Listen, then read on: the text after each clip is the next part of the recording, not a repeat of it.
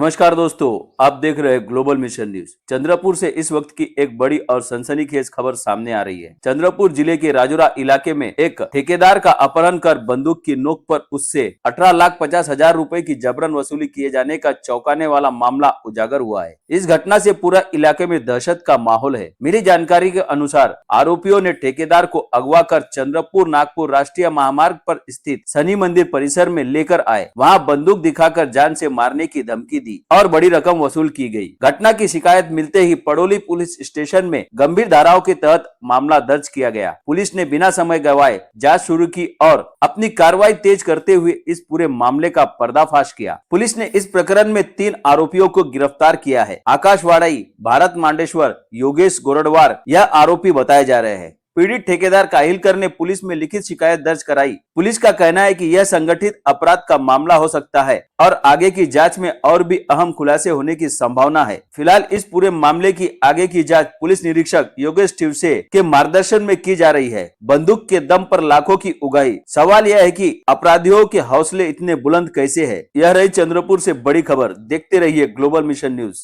धन्यवाद। यातील राजुऱ्याचे एक इसम ते त्यांची गाडी सर्व्हिसिंग करायला किया शोरूम इथे आले होते। तिथे एक अज्ञात नंबरवरून त्यांना व्हॉट्सअप कॉल आला व त्यांना शोरूमच्या बाहेर बोलवले।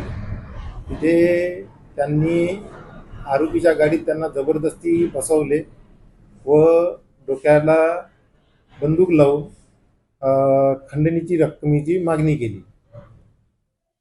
जो फिर्यादी आहे त्यांनी घाबरून त्याला देण्याचे मान्य केले व आरोपीने त्यांना गाडीत बसून राजुरा येथे घेऊन गेले। फिर्यादीच्या घरी गेल्यानंतर फिर्यादीला परत धमकावले। त्या भीतीपोटी फिर्यादीने त्याच्या जवळ ठेवले असलेले 18.5 लाख रुपये आरोपीच्या ताब्यात दिले। आरोपीच्या ताब्यात पैसे मिळाल्यानंतर आरोपीने फिर्यादीला एका अज्ञात स्थळी सोडून दिले। प्रथमदर्शी याच्यामध्ये 2 आरोपी निष्पन्न झाले आहे आणि तपास प्रक्रिया समोर सुरू आहे।